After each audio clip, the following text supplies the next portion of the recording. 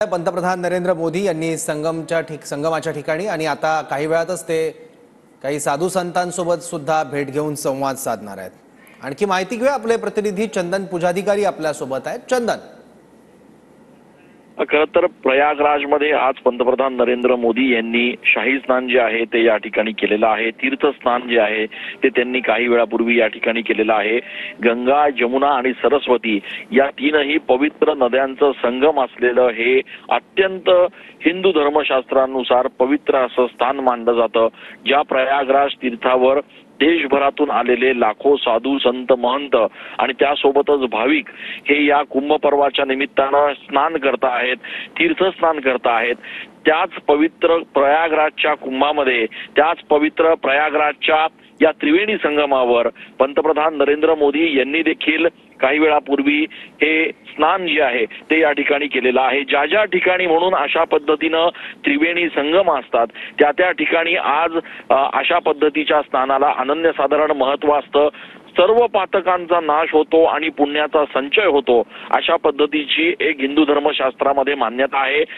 उत्पन्नोसी तदा कुंभ विद्रुता विष्णुना स्वयं असं म्हटलं गेलंय, ज्याचा अर्थ ज्या देव आणि दाव यांच्यामध्ये युद्ध झालं आणि त्या युद्धानंतर हा कुंभ जो आहे त्या कुंभामधला अमृताचा जो थेंब आहे तो ज्या ज्या ठिकाणी पडला त्या तीर्थांवर सिंहस्थ कुंभ पर्वाचं आयोजन केलं जातं। प्रयागराज तीर्थ देखील त्यापैकीच एक आहे। अशी मान्यता आहे की या प्रयागराजच्या त्रिवेणी संगमाच्या परिसरातच या ठिकाणी अमृताचे थेंब पडले होते आणि त्यामुळेच कुंभमेळा हा लाखो साधू संत आणि महंतांच्या उपस्थितीत या ठिकाणी पार पडत असतो। स्वतः पंतप्रधान नरेंद्र मोदी यांनी देखील या ठिकाणी या तीर्थस्नान करून एकूणच पुण्य संचय करण्याचा प्रयत्न केलेला आहे आणि त्यासोबतच आता ते हजारो साधू संत आणि महंत यांचे या ठिकाणी आशीर्वाद देखील घेणार असल्याचं आपण या ठिकाणी बघतो आहे।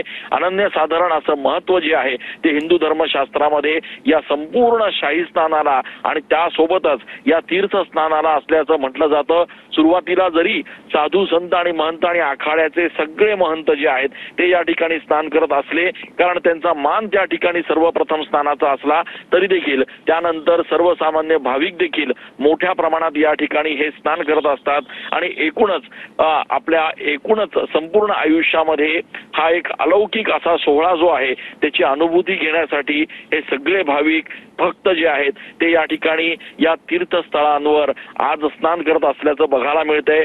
देशभरात ज्या ज्या ठिकाणी अशा पद्धतीनं त्रिवेणी संगम आहेत, ज्या ज्या ठिकाणी म्हणून वर्षभर 12 वर्ष सिंहस्थ कुंभमेळ्याचं आयोजन होत असतं, मग ते नाशिक असो, हरिद्वार असो, प्रयागराज असो, या सगळ्या स्थानांवर आज अशाच पद्धतीची भाविकांची अलोट गर्दी जी आहे ती या ठिकाणी आपल्याला बघायला मिळणार आहे। आणि त्यामुळे पंतप्रधान नरेंद्र मोदी असतील, त्याचप्रमाणे योगी आदित्यनाथ असतील, भाजपचे नेते आणि केंद्रीय गृहमंत्री अमित शहा जी असतील, या सगळ्या बड्या दिग्गज नेत्यांनी देखील या ठिकाणी प्रयागराजमध्ये या सिंहस्थ कुंभ पर्वाच्या निमित्तानं जे आहे ते स्नान केल्याचं आपल्याला बघायला मिळतं आहे। पंतप्रधान नरेंद्र मोदी यांनी हे स्नान आता या ठिकाणी केलेलं आहे आणि हे स्नान करत असताना त्यांनी या ठिकाणी या नद्यांचं अर्घ्य जे आहे ते देखील केलेलं आहे। अर्घ्य स्नान, अर्घ्य पूजा ही देखील पंतप्रधान नरेंद्र मोदी यांनी या ठिकाणी केल्याचं आपण दृश्यांमध्ये बघितलं।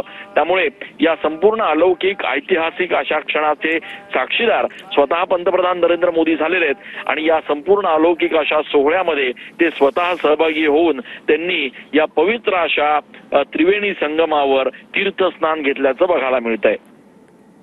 चंदन, साधारण पंतप्रधान नरेंद्र मोदींनी किती वेळ तिथे शाही स्नान केलं आणि पूजा अर्चना केली, याबद्दल काय माहिती?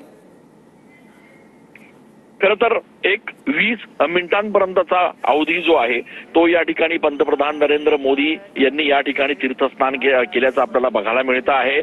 आपल्याला एक याच्यामधली मान्यता लक्षात घ्यावी लागेल की असं म्हणतात की ज्या ज्या ठिकाणी अशा पद्धतीचे त्रिवेणी संगम आहे, अगदी नाशिकमध्ये देखील ज्या ठिकाणी सिंहस्थ कुंभमेळा होत असतो त्या ठिकाणी असं म्हटलं जातं की गोदावरी महाभागे। ओके, ठीक आहे चंदन, धन्यवाद या महत्वाच्या माहितीबद्दल।